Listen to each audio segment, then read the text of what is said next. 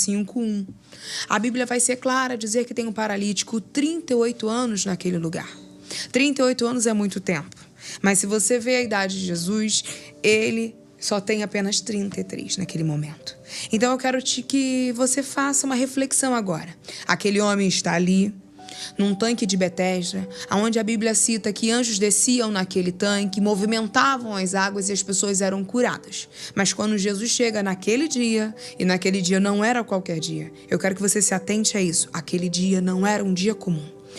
Vamos ler um texto que vai dizer assim, 7 e 8. O enfermo respondeu. Vou ler o 6 para você ficar claro. Jesus, tendo visto deitado,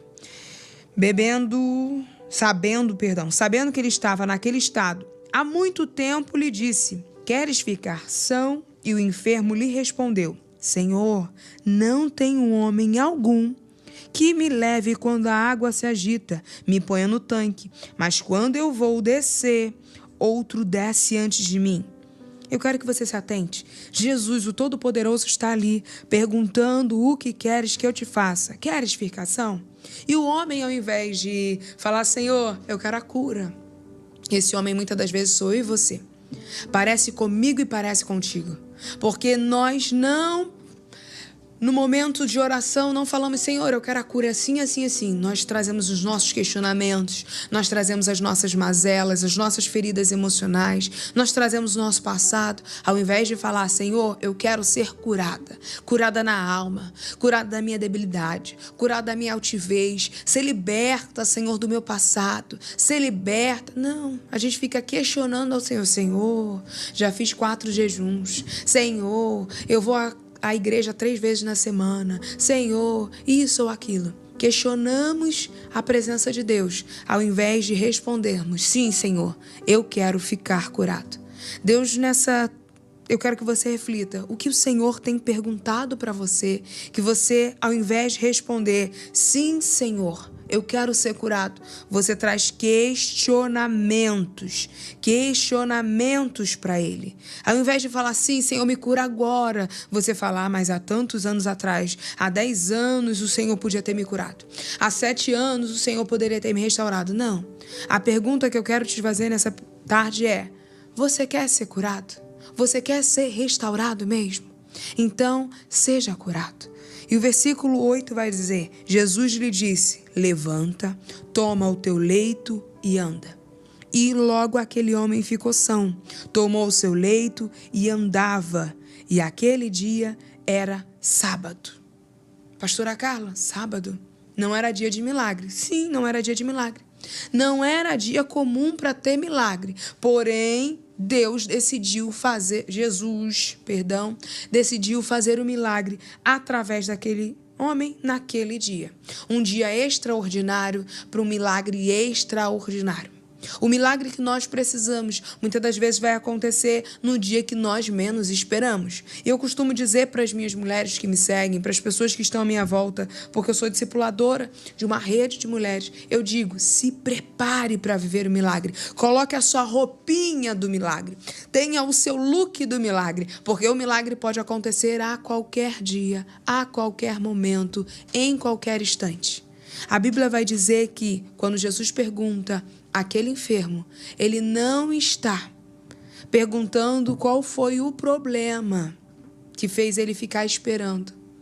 Ele não está perguntando àquele enfermo, tadinho de você, coitado de você. Não, ele está perguntando, queres ficar são?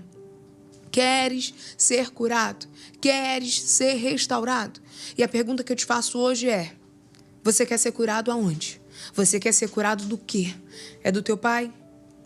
Que pai a gente libera, a gente não perdoa. Mas pastor, o meu pai me bateu. O meu pai... Ei, você libera. A Bíblia vai nos dizer, a oração do Pai Nosso. Pega a tua Bíblia e abra. Pai nosso que estás nos céus, santificado seja o teu nome. Venha a nós o teu reino. Seja feita a tua vontade. Assim na terra como nos céus. O pão nosso aqui na terra como nos céus. Perdoa as nossas ofensas como nós perdoamos os nossos devedores. Vamos até aí. Calma aí. Eu tenho que perdoar quem me ofende. Eu tenho que perdoar meu devedor. Por quê? Porque é um mandamento. Eu tenho que liberar o meu devedor. Por quê?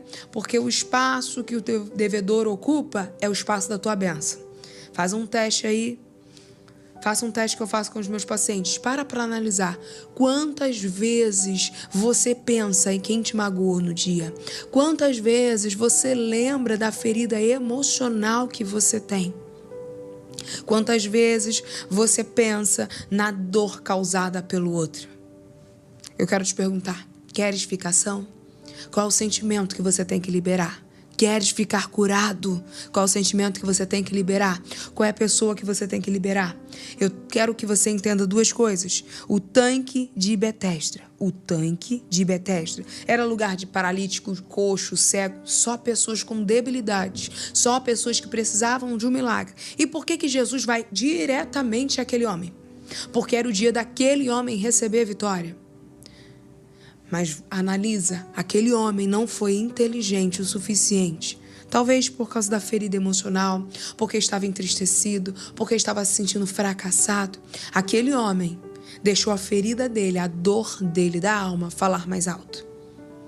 Ele deixou a dor dele. E muitas das vezes nós vivemos isso dentro do ambiente da igreja, dentro do ambiente familiar, onde as pessoas perguntam, você quer ajuda? E ao invés de você falar, quero ajuda, eu cheguei aqui porque alguém me indicou.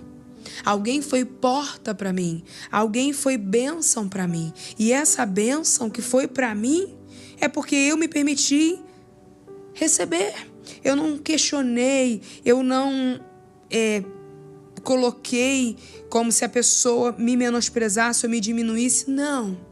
Eu recebi a bênção e não questionei porque eu não tenho ferida nenhuma de alguém me indicar. Ai, preciso ser lembrada. Eu fui lembrada por alguém que lembrou meu nome. Ah, mas o meu pai não lembrou de mim, da bicicleta, da infância. Ei, analisa. E para analisar. Se Jesus te perguntar hoje, quer edificação? As suas feridas emocionais estão equilibradas para você saber a área que você quer ser curada? Ou você só vai ficar questionando ao Senhor? A Bíblia vai dizer que Jesus disse, levanta, toma o teu leito e anda. Levanta, toma o teu leito e anda. E eu quero que rapidamente você olhe para mim. Vou fazer 5 meses de operada da coluna. Eu tenho 2 placas e 6 pinos na minha coluna. Você que me ouve, você pode falar, mas a pastora está toda bonitinha. Mas eu tenho um segredo, uma almofadinha. Uma almofadinha que me mantém mais segura, mais confortável. E eu vou para todo lugar com essa almofada. Algumas pessoas me questionaram, não é vergonhoso, pastora, você andar com essa almofada embaixo do seu braço? E eu digo, quando Jesus disse, pega o teu leito e anda, os fariseus, os hipócritas, vamos ler um texto, 10. Depois que os judeus disseram que aquele homem tinha sido curado, era sábado, disse, não é lícito levar o leito. Não é lícito levar o leito. Isso é inveja. Porque o leito, ele levando dizia, eu estou curado, eu estou de pé. Enquanto ele levava aquele leito, todo mundo que via, aquele coxo ali deitado, paralisado, começou a ver aquele homem andando com o seu milagre. Aquele leito era sinal de milagre. Aquele leito era sinal de provisão.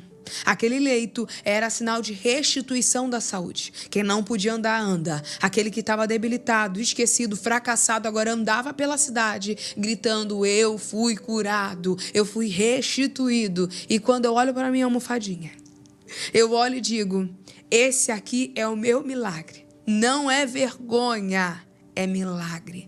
Não é vergonha, é ferramenta de lembrete dos céus para minha vida. Lembrando que eu deveria, pela ótica humana, estar deitada numa cama ou sentada numa cadeira de rodas. Porque eu fraturei a coluna e já estava chegando a minha medula. E naquela fratura profunda, os médicos diziam, vamos operar, mas provavelmente não vai andar. Vamos operar, mas provavelmente não vai se mexer. Vamos operar, mas provavelmente os braços vão perder a mobilidade. Vamos operar, mas o pescoço dela não vai se mexer. Ei, anote uma coisa. Deus me levantou, porque eu não posso parar. Deus levantou aquele homem para dizer para ele: é sábado. Aos olhos humanos não é dia de milagre, mas é dia do teu milagre. Aquilo que é ilícito para os judeus, para o povo, sábado é dia de descanso. Não, se Jesus chegou no teu sábado, Jesus vai fazer milagre. Pastora, Jesus vai chegar no teu sábado, naquele dia que é impossível para você. Jesus vai chegar naquele dia que você acha que é o último dia de vida. Jesus vai chegar naquele dia que você acha, se você está me ouvindo, de repente hoje você acordou, amanheceu dizendo: hoje pode ser meu último dia. Hoje eu não consigo viver, não consigo trabalhar, a porta de emprego não abriu. O meu abençoado não aceitou ao Senhor, não parou de beber, a minha casa tá uma bagunça, meu filho vende tudo. Hoje pode ser o teu sábado. Por que, pastora, você diz isso? Hoje pode ser o dia do teu milagre. Não tem dia específico, não tem hora específica. Quando Deus diz, declara, tá declarado. Aquele homem começa a andar. E no 12 vai dizer assim, 5:12. Perguntaram, pois, quem é o homem que te disse: toma o teu leito e anda? Quando o teu milagre chegar, vai ter gente que vai se incomodar. Como me perguntaram. Lembra que eu citei? Por que você anda com uma almofadinha? É para dizer, nem precisa dizer, mas para que as pessoas vejam o meu milagre. Para que as pessoas creiam que o Senhor está comigo. Para que todos vejam e creiam o que o Senhor fez na minha vida. Porque Hebreus 11:1 vai dizer: ora, sem fé é impossível agradar a Deus. Sem fé é impossível. Se é impossível, falei um texto e falei outro. Eu vou ler o texto correto para você. Hebreus 11:1 vai dizer assim: ora, a fé é a certeza das coisas que se esperam e a convicção dos fatos que não se veem. Perdoa, pastora. Falei um texto e ó o TDAH aí, mas já vai anotando aí. Hebreus 11:1 vai dizer: ora, a fé é a certeza das coisas que se espera e a convicção dos fatos que não se vê. Então, você precisa entender que a fé também, sem obras, ela é morta. Vai dizer em Tiago 2,17. Como assim sem obra? Eu sou a obra do Senhor. Quem não podia andar, anda agora. Quem não podia andar, anda, prega, caminha. Daqui a pouco eu estou pulando no mistério de volta. Mas a fé está em mim. A fé se move através da palavra de Deus. E a obra que Deus fez em mim foi me colocar de pé.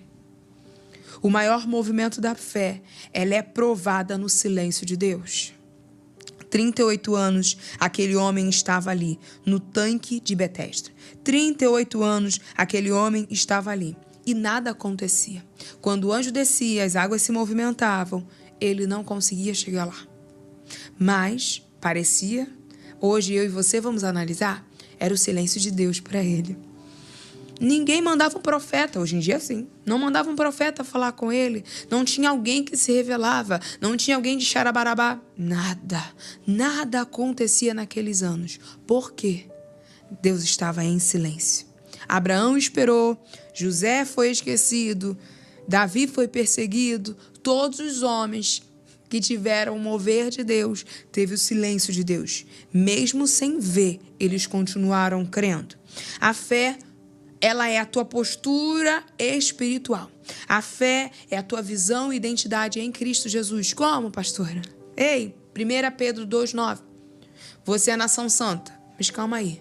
Nada está acontecendo, mas você é nação santa. Nada está acontecendo, mas você é sacerdócio real. Nada está me acontecendo, mas você é povo de propriedade exclusiva de Deus, que te chamou das trevas para a maravilhosa luz. Então você é alguém importante no reino de Deus. Você é aquele que espera o milagre. Mas eu já estou desanimada, pastora. Calma. Espere em Deus. Confie em Deus. Acredita em Deus. Porque Ele vai fazer. Se você entendesse aquele versículo que diz em Mateus 17:20, se não me falha a memória, sobre o grão de mostarda. Não é o tamanho da fé, mas a rigidez, a intensidade da sua fé. O grão de mostarda, ele é pequenininho, mas ele não se quebra fácil. Se você morder um grão, ele quebra o teu dente, mas não se quebra. Porque eu fiz esse teste, eu falei, é o tamanho? Ainda bem que eu não mordi. Perguntei uma amiga minha que ela é nutricionista, eu falei, o grão de mostarda é muito duro, ela morde, tu vai perder o dente. E ali eu pude entender a dureza não é o tamanho da sua fé, mas a resiliência da sua fé. A constância da sua fé, constante, dura, implacável. Se você for ver a história de Ruth e Noemi, perderam tudo. Viúvas. Porém, Ruth vai dizer para Noemi, eu vou seguir o teu Deus. E você deve lembrar o texto assim, o teu povo é o meu povo, o teu Deus é o meu Deus. Aonde for, eu irei. Aonde repousar, repousarei. Calma aí. Ruth está dizendo para Noemi, eu sirvo ao teu Deus. Eu sigo o caminho que Deus te dá. Eu sigo a visão que Deus te dá. Mas tinha fome, tinha escassez, tinha viuvez, não tinha nada além de dor. Mas Ruth permaneceu em fé. Por quê? Porque Noemi, aquela mulher, era de fé. Porque Noemi ensinou aquela mulher a ter fé. E a fé salvou aquelas mulheres. A fé fez que aquelas mulheres, Ruth, fosse parte da genealogia da árvore de Cristo Jesus. Se casou com um homem que foi o seu remidor, o seu salvador. Então eu quero que você analise. O nosso Salvador Jesus Cristo já morreu por nós, ressuscitou por nós e vive e reina. Ele morreu, levou sobre si todos os nossos pecados. Então, por que ele não faria um milagre na tua vida? Porque ele não faria o impossível sobre ti. Mas você precisa caminhar em fé. Então, nessa tarde, começa a declarar, Senhor, eu vivo em fé, não vivo por vista. Eu posso não estar vendo o que está acontecendo, mas eu consigo crer. Eu posso não estar entendendo. E as pessoas podem estar me criticando. Deus vai fazer um milagre agora? Mas Jesus fez o milagre no sábado. Anote isso. Jesus fez o milagre num dia extraordinário. Jesus fez o milagre depois daquilo que era impossível aos olhos humanos. Aquilo que era impossível. Anote uma coisa. Impossível. Anota essa receita. É melhor do que bolo. Anote aí. Impossível mais fé igual a milagre. Impossível mais fé, mais jejum e oração é igual a milagre extraordinário. Por quê, pastora Carla? Porque a tua fé, ela vai crescendo segundo a palavra de Deus. A tua fé vai se movendo segundo a palavra de Deus. A sua postura como filho e filha de Deus tem que ser aquele que se movimenta em fé e não por vista. Aquele que se movimenta em fé e não por vista. O Senhor não retarda a sua promessa, o Senhor trabalha na hora certa. Deus prova a nossa fé. Porque existe um espaço entre nós e a promessa. Entre nós e a realização do propósito. Tem o quê? Eu tenho que viver a prova, eu tenho que viver o processo para eu chegar na terra da promessa. Quando o povo sai do Egito, Moisés diz para Faraó, não ficará nenhuma unha para trás, não deixarei ninguém que é de Deus para trás. Ninguém vai ficar para trás, ninguém vai ser esquecido, ninguém vai ser humilhado mais, porque Deus disse que todos serão liberados, libertos. O povo foi liberto, mas não se moveu em fé. O Egito ficou para trás, mas emocionalmente o Egito ficou neles. Eles saíram do Egito, mas o Egito não saiu deles. O Egito não saiu deles. E eu quero que você entenda uma coisa. O Egito não saiu deles, porque eles não se moveram em fé. Eles se moveram por vista. Mas eles queriam comer as cebolas, as comidas do Egito. Mas o Senhor estava mandando maná fresco todos os dias. Sabe qual é o problema? das nossas vidas é que eu e você, muitas das vezes, não entendemos que nós recebemos maná. Nós queremos a comida requentada. Por quê, pastora Carla? Porque estamos vivendo por vista, não estamos vivendo por fé. Quando você entende que viver por fé te faz ir além, você entende que não é pelo que você vê, não é pelo que você sente. Porque as emoções vão te banalizar. Por que vão te banalizar? Porque você vai olhar e dizer assim: eu não consigo. Se eu olhasse para a minha estrutura, eu ia olhar e falar: não consigo mais andar. A minha coluna foi fraturada. Eu não vou mais conseguir ficar de pé. Meu Deus, como é que vai ser? Eu já sentia dormência nas minhas pernas. E eu não compartilhava muito com as pessoas sobre as dormências que eu sentia em todo o meu lado direito. Porque era muito preocupante para minha mãe e meu esposo me ver naquela situação. E todas as pessoas que estavam ali. E o médico dizia: não vai levantar. Você não vai conseguir andar normalmente. Nós vamos colocar as placas e os pinos. Mas você tem 10%. Vamos arredondar. Ele achava que estava sendo bonzinho comigo. Ele achava que estava sendo bom comigo. Ele achava que ele estava fazendo algo de bom comigo, dizendo: vamos colocar para cima 10%. Vamos melhorar a estatística dela. Mas eu vou te dizer uma coisa. A fé era o que me movimentava. A fé é o que me mantinha de pé. A fé é o que me movia em oração. Mesmo deitada naquele leito, eu orava e dizia: Senhor, faça a tua vontade. O Senhor me prepara e me leva ou me levanta para a tua glória. E os irmãos da minha casa de oração, os irmãos que me seguem nas redes sociais, de outros ministérios, a minha amiga Milena Bussardi, ela colocou a igreja em oração. A minha amiga, ela colocou em oração. Ela colocou todo mundo em jejum. Ela colocou todos em movimento espiritual. Meu pastor Sérgio Meda, minha pastora Mônica Blum colocou a igreja para jejuar, para se mover em fé. E a fé que eu precisava, eu recebia em oração. A fé que eu precisava, eu recebia da palavra de Deus. Porque a palavra de Deus é extraordinária.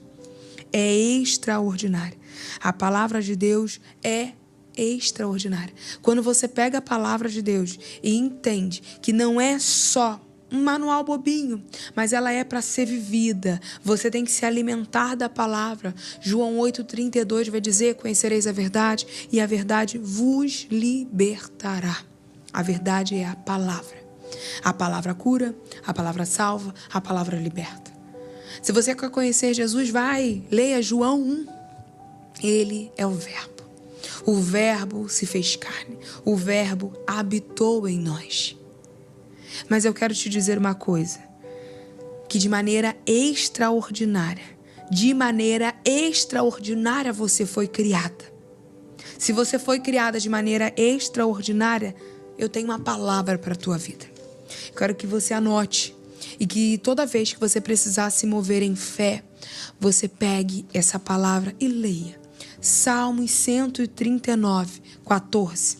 139, 14 vai dizer assim: eu te louvarei, porque de modo extraordinário e tão maravilhoso fui feito. Maravilhosas as tuas obras, e a minha alma sabe muito bem.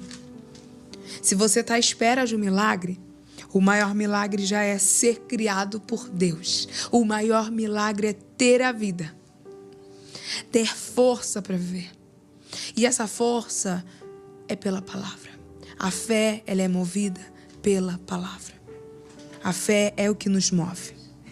A palavra de Deus vai dizer no Salmo 139, 16: os teus olhos viram o meu corpo ainda informe, e o teu livro de todas essas coisas foram escritas, a quais continuam e foram formadas, ainda que nenhuma delas havia sido criada. Que a fé se mova dentro de você, que você se alimente pela palavra. Assim como aquele homem pegou a cama e andou, e todos souberam, todos entenderam que quem fez o milagre foi Jesus. E aquele homem pôde falar sobre a fé. Eu te falo hoje, viva em fé, sirva em fé, seja curado em fé para a glória de Deus.